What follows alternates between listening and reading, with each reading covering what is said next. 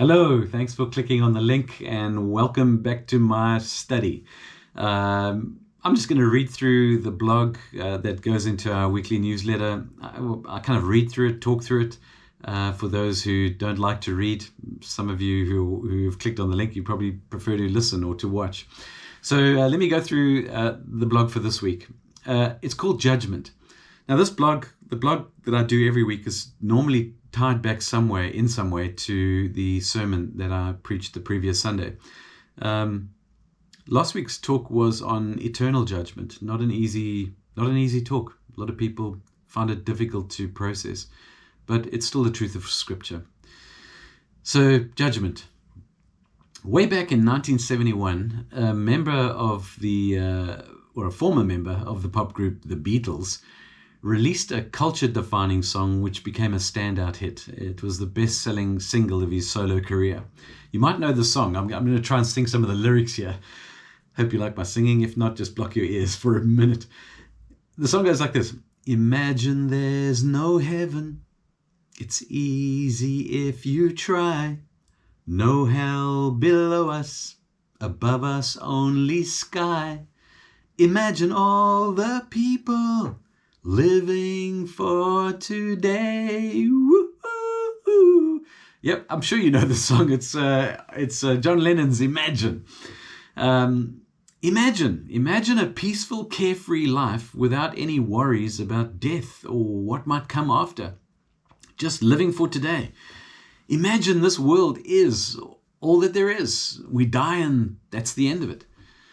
Well, if that were the case, then life would be inherently futile. There'd be no transcendent purpose, no meaning to creation, no right or wrong. Everything just is. So there can be no kind of lasting moral evaluation of it. Something that's wrong today might be wrong tomorrow, and vice versa. No true judgments are possible. Everything is relative, and if everything is relative, everything is meaningless. Unless there is a perfect and good creator who defines the world and all that is in it. Imagine a God who makes life meaningful. Imagine this life is not all there is. Imagine death is not the end. We could live for today, as John Lennon suggested, but that would be to ignore both the teachings and the warnings provided in Scripture. Teachings of truth, warnings of reality. Not imagination. The fleeting nature of life, with all of its apparent absurdities, is finally going to give way to eternity, when the plan of God will be seen more fully. Everything will be revealed, all injustices will be rectified. Scripture teaches us that we are destined to die once, and after that to face judgment. That's in Hebrews 9:27. It's what theologians call the final judgment. It's the moment, as the Apostle Paul tells us, where everything hidden in darkness will finally be brought to light, and the motives of every heart will finally be laid bare. 1 Corinthians 4 verse 5. Jesus, the most loving man who ever lived, spoke repeatedly of this final day of judgment. And he spoke about the reality of heaven and the reality of hell beyond this life.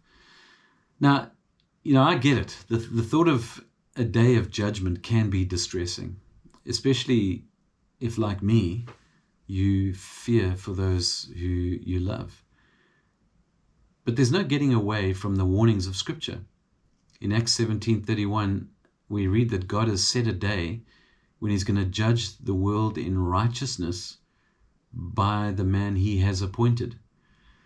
Who is the appointed man? Well, it's the man that he raised from the dead, the man who knows all about us, yet still gave up his life for us.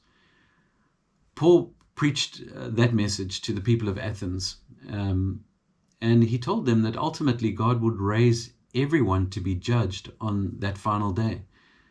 And on that day, those who have not turned to Jesus for forgiveness will face the wrath of God. No one likes being told about judgment. Some of the people who were listening to the Apostle Paul ridiculed him. Others put it off, saying that they'd like to hear about it again at some other point, some later point. And then there were those who took his message to heart and put their trust in Jesus. Some sneered, some delayed, some believed. What about you? What about you? Well, that's for you to think on, and I hope you are one of those who believe, and I hope you'll be praying for those around you who don't believe to come to the point of knowing the God of love. Thanks for tuning in, and see you on Sunday for a time of worship together. Be blessed.